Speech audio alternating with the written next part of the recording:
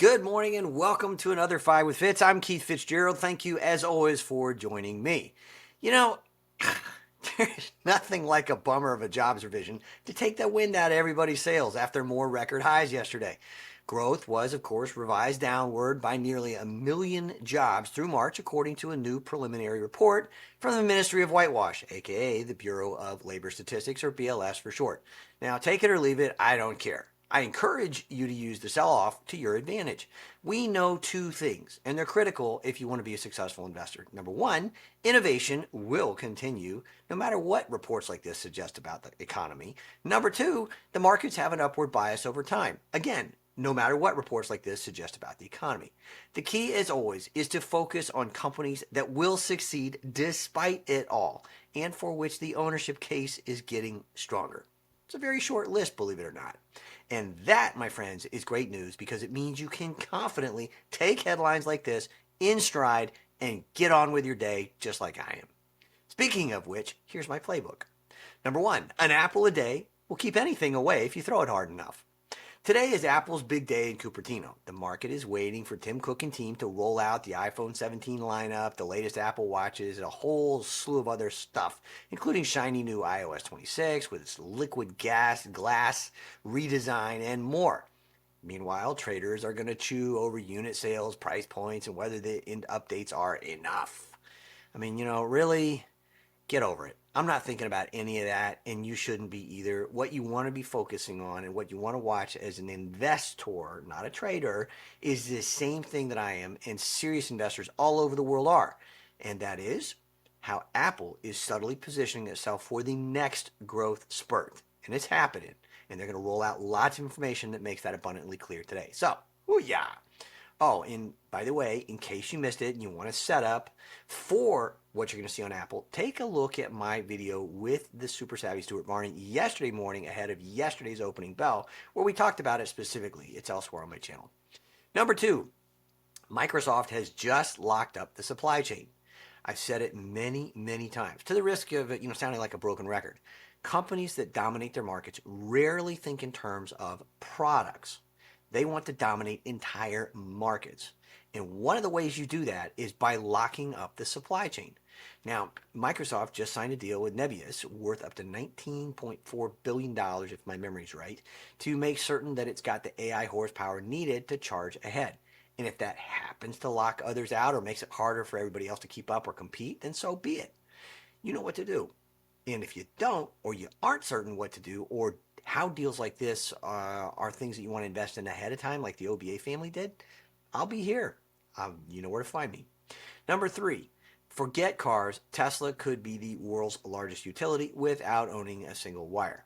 Now, Uncle Elon just unveiled Megapack 3 and Mega Block, utility-scale batteries that deploy faster, pack more power, and make life easier for utilities drowning in demand. Megapack 3 in particular now hits 5 megawatt hours, up from 3.9, while Mega Block combines 4 packs with a transformer for plug-and-play speed. Now, Tesla says it can roll out a gigawatt hour in 20 business days. Imagine a utility doing that. To a point I've made before, Tesla could become the world's largest utility without owning a single wire. The Megapack business is accelerating into a multi-trillion-dollar market as energy storage and stabilization becomes critical worldwide. Antiquated infrastructure that everybody worries about all the time. Cars and deliveries that everybody worries about even more than all the time and obsesses over. Double. I think it's $600 a share for Tesla here shortly. Number four, bitter brew or buy the dip. This catches my attention because Starbucks poached Chipotle executive Brian Niccol a little over a year ago to lead its turnaround. Now, how's he doing? CNBC reports this morning the stock is down about 7% since he took the reins, and it may fall further. I get it, I agree. But in the same breath, I could also argue that the return to basics he's pushing could win back jaded folks like me, and in doing so, boost stock prices. Now, I gotta admit, that's gonna be tough, because the baristas were so rude and the coffee was so bad the last time I visited Starbucks that my bride and I would rather go anywhere but Starbucks the next time we get coffee or we're out and about. And we're not alone. How are you feeling about that? I know we're not alone on this one. Still, Starbucks is a hell of a business. $5 to $10 for a cup of flavored water. I mean, what am I doing here? Anyway, trade idea in this instance leaps calls in case the turnaround works to keep risk down and use money efficiently. It's cheap premium, it's capped risk, and plenty of runway if Nicole pulls off even half of what he did at Chipotle. And if you really want to spice things up, add a covered call overlay if you want to juice income while you wait. Or, you know what? At the end of the day, just buy a few shares and keep it super simple. No cream needed. Get the joke? I haven't had enough coffee, speaking of which. Number 5, evidently preferred by 9 out of 10 scammers worldwide. Now, I'm being tongue-in-cheek, of course, but not by much, though. Like many businesses, I am constantly chasing scammers, slimers, and impersonators pretending to be me who are using Facebook, WhatsApp, and Telegram to solicit folks for all sorts of stuff. A word I use instead of the 4-letter variety that I'd rather use this morning, including crypto trading, copy trading, one-on-one mentoring, profit sharing, trade optimization, whatever the hell that is. 2 out of 3, Facebook and WhatsApp, are made-up properties. Now, it's no surprise to see this news today.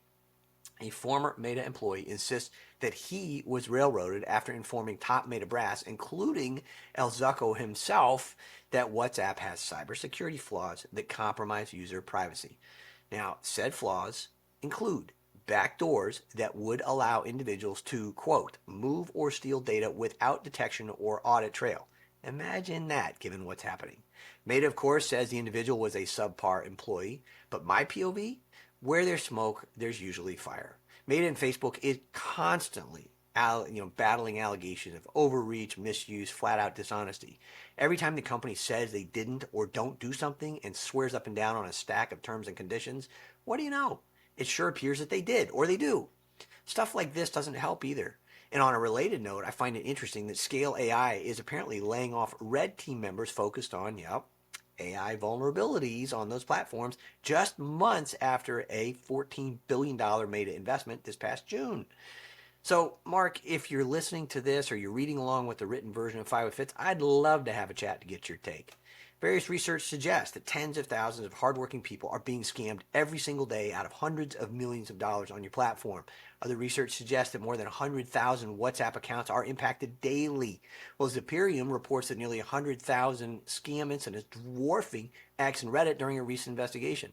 I mean, frankly, this stuff isn't new, which is why I remain amazed that A, Wall Street continues to shrug this off, and B, Washington lets Meta and other social media companies continue to hide behind Section 230 of the Communications Decency Act of 1996, despite increasingly expensive and significant harm being done to consumers. But that's just me.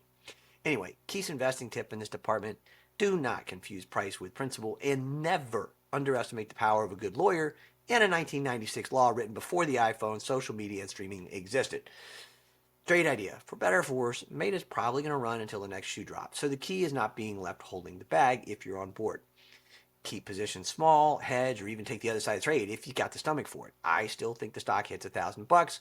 Risk management beats outrage every time. Today's bottom line: if you're not investing in the best, you are going to get left with the rest. Simple as that.